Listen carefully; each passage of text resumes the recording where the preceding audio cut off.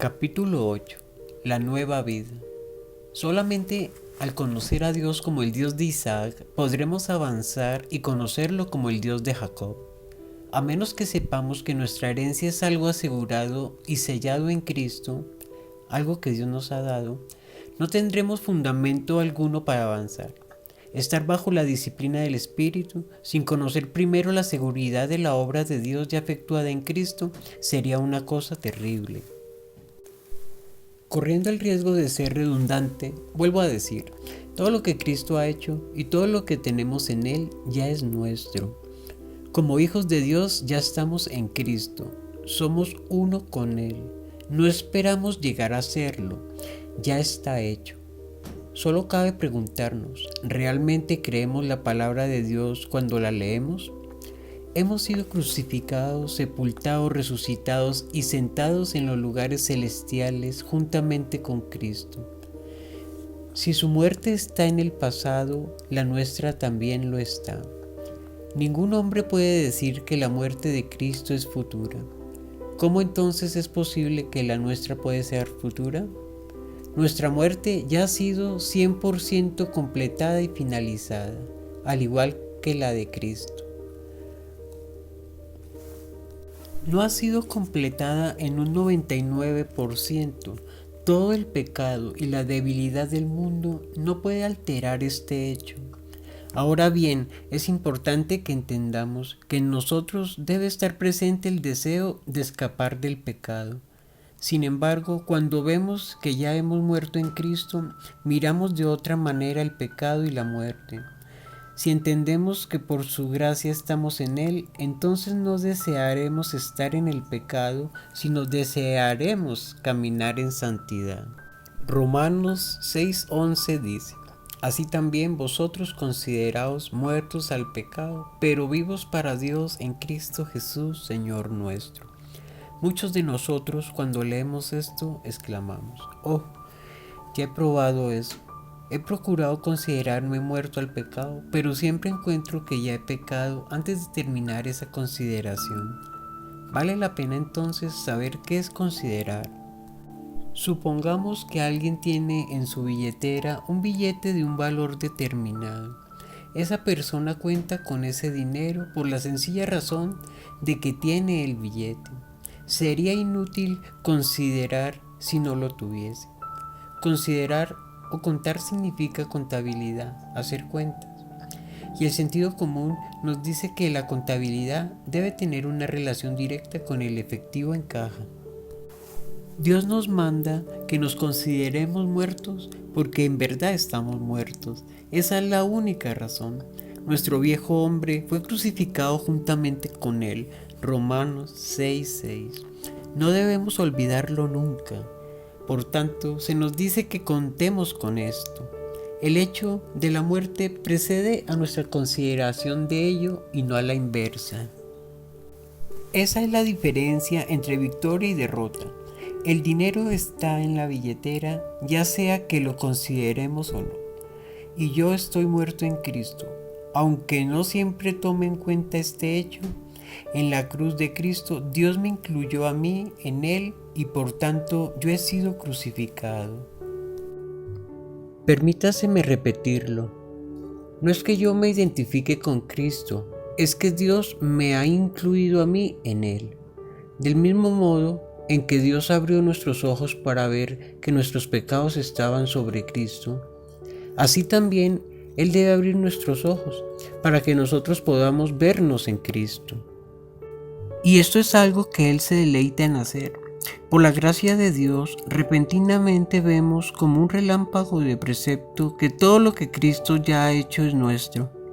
Por tanto, nuestra unión con Cristo en su muerte termina con todo nuestro desgraciado pasado.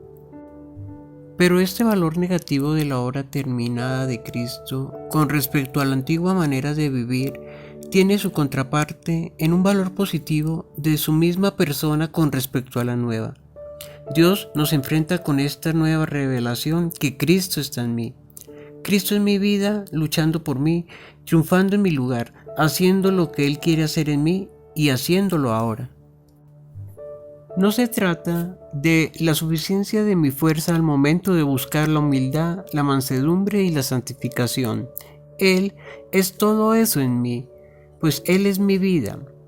El cristiano no tiene alguna gran cantidad de virtudes. En realidad, él no tiene virtud alguna. Solamente tiene a Cristo.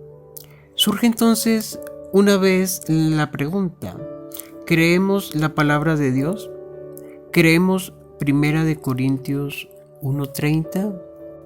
Aunque sabemos que es necesario luchar contra la tentación y vencerla, y nos guardamos buscando la palabra de Dios y la oración, lo cierto es que cuando logramos dicha victoria, esta se otorga por la gracia del Espíritu Santo, no por nuestros propios méritos.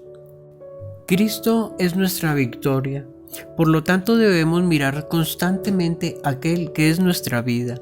Oremos a Cristo diciendo: Señor, necesito tu ayuda para superar esta tentación. Tú me has dado la victoria y solo tú puedes ayudarme a vencer. El mérito es tuyo, no mío. Dame la gracia para vencer este pecado. Muchos de nosotros vivimos en constante temor de la tentación, y eso es necesario porque debemos reconocer cuán débiles somos, incluso después de ser regenerados. Sin embargo, si nos centramos en Cristo y en el poder de su Espíritu en nosotros, podremos vencer porque nuestra victoria está en Él.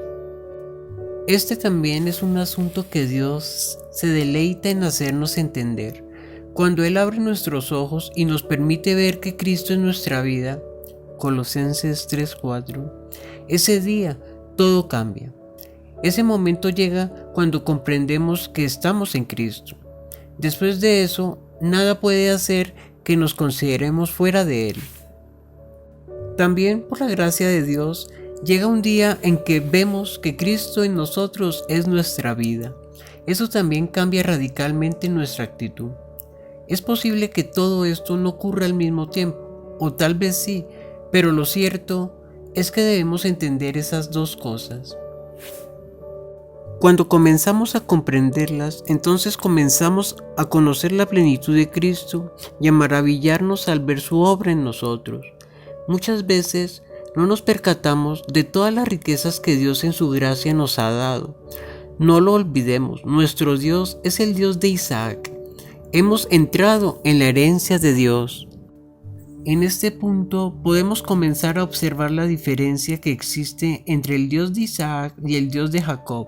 Isaac, como hemos dicho, nos recuerda que Dios nos imparte a Cristo, mientras que Jacob ilustra nuestra escuela de la disciplina por medio del Espíritu Santo. Isaac nos recuerda los dones gratuitos que Dios nos ha dado, algo que nos da maravillosa confianza y seguridad. Jacob, por el contrario, llama nuestra atención a la obra interior del Espíritu para formar a Cristo en nosotros, algo que en muchos casos nos causa temor y temblor. Isaac puede testificar de nuestra victoria en Cristo. Jacob nos hace conocer nuestra extrema debilidad e inutilidad.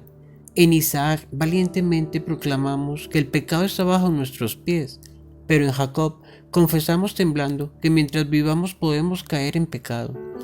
Isaac nos asegura que la plenitud de Cristo es nuestra, de modo que podemos alabarle confiadamente. Jacob nos muestra que somos seres deficientes e inadecuados. Estos contrastes representan dos experiencias que corren paralelamente a través de las Escrituras y son integrales para nuestra vida cristiana. El problema consiste en que prestamos atención solo a una de dichas experiencias. Sin embargo, la Biblia nos llama a enfocarnos en las dos. Miremos algunos textos que hablan al respecto. Dios nos lleva siempre en triunfo. 2 de Corintios 2:14. Porque el pecado no se enseñoreará de vosotros. Romanos 6:14. Porque para mí el vivir es Cristo. Filipenses 1:21. Todo lo puedo en Cristo. Filipenses 4:13.